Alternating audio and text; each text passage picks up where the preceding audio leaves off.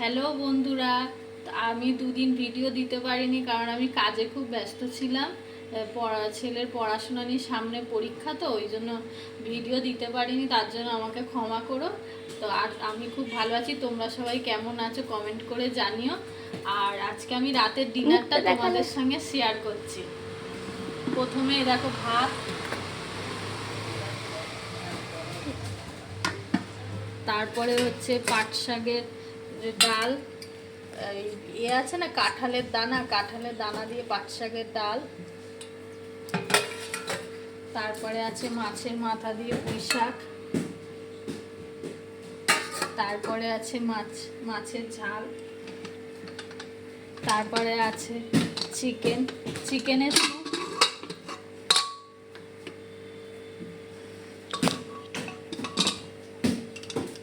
আর আছে রাতে রুটি। ব্যাস, আজকের মতন এইটুকু। আবার কালকে দেখা হচ্ছে নতুন ভিডিওতে। আমার এই ভিডিও যদি তোমাদের ভালো লেগে থাকে তাহলে লাইক, কমেন্ট অ্যান্ড সাবস্ক্রাইব করে দিও।